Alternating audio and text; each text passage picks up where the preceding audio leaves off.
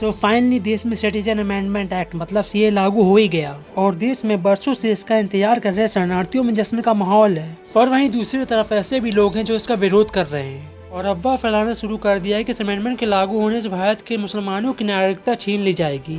इस खबर के आने के बाद देश के मुसलमानों को भड़काने की कोशिश की जा रही है कि ये कानून उनके खिलाफ है, पर आपको बता दूं कि सच में ऐसा कुछ है ही नहीं।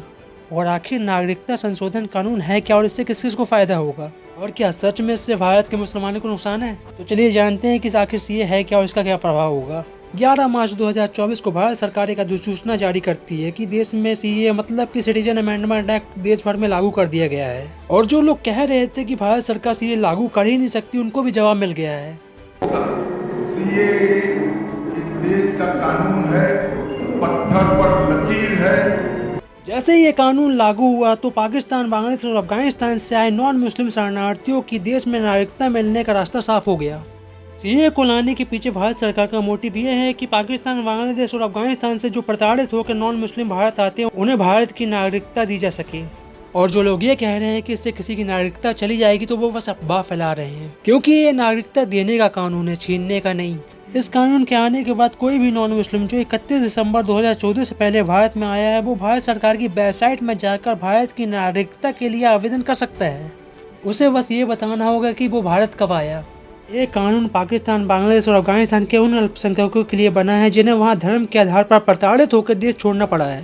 आपको बता दूं कि नागरिकता कानून जो 1955 में बना था उसी को संशोधित किया गया है, मतलब कि नागरिकता कानून में सुधार किया गया है।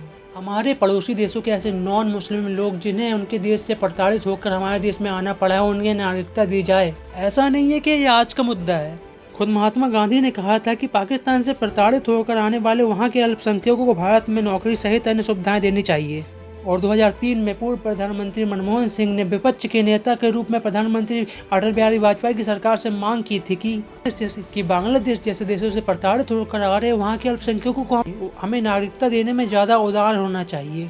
अब आपको बता दें कि सीए के आने के बाद जो भी एलिजिबल है वो पोर्टल के माध्यम से ऑनलाइन अप्लाई कर सकता है। सीए के लागू होने की खबर आने के बाद पश्चिम बंगाल के मथुआ समुदाय में खुशी की लहर है, जो कि बांग्लादेश से माइग्रेंट होकर भारत आए हैं। पश्चिम बंगाल में 30 लाख मथुआ शरणार्थी है।